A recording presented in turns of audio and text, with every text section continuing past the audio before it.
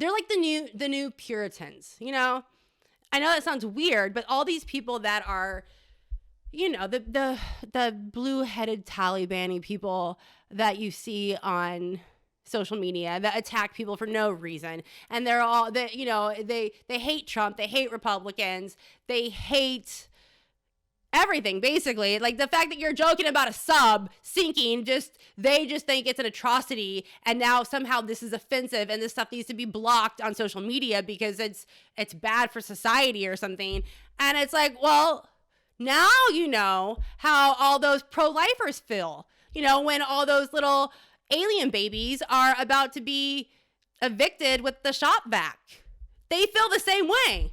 And that's what people forget about. They don't understand the cognitive dissonance. And like, I'm pro-choice, okay? I'm not even trying to side with them, okay? I mean, I'm so pro-choice, I think life begins when you can wipe your own ass.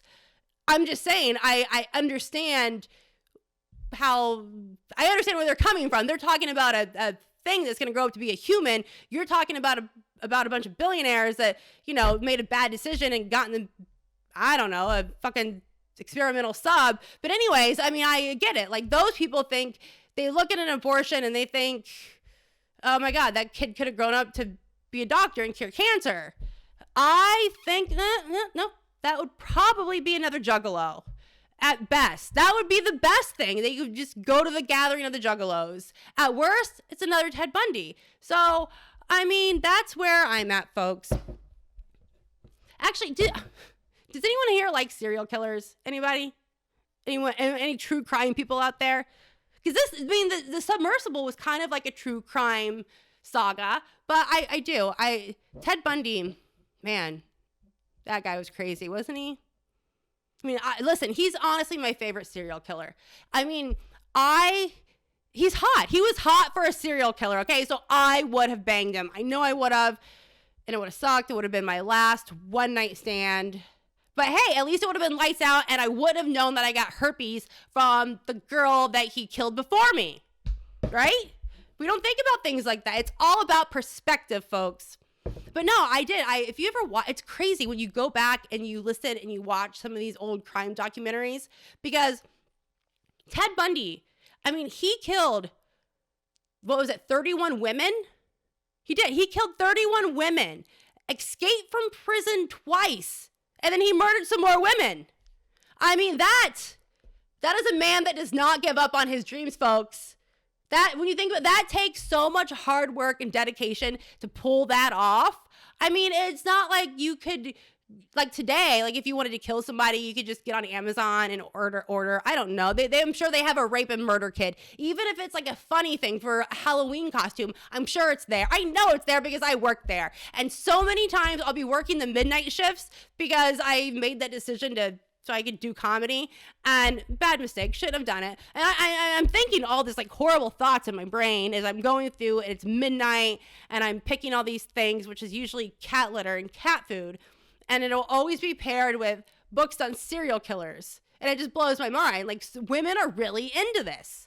But yeah, guys, he killed a lot of people. I mean, and he had to go out and meet them. Think about that. He had to go out and meet those girls, and he couldn't get online. He couldn't like slide into their DMs. I mean, and that's when we don't have that type of dedication anymore. That's probably why there's less serial killers. I know people say that it has to do with the fact that there was such a rise during the 70s and 80s and even 90s. It was the golden age of serial killers, and they say it had a lot to do with World War II in Vietnam. Like, World War II, they were just so fucked up, and they were horrible dads, so like their kids were messed up. And then we get to Vietnam, and that screwed people up. But yeah, we just don't have that today, and kids are lazy. I mean, Ted had to go to the store, and he had to get rope and a crowbar. And then he had to drive across town to Walmart because Home Depot was out of duct tape, and everyone knows bitches can bite through masking tape. Just saying, like, it's so different now.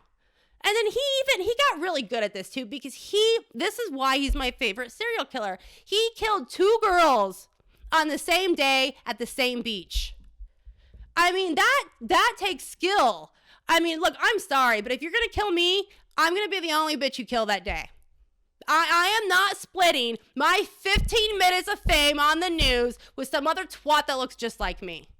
I mean, seriously, if you're going to bash my head in with a crowbar,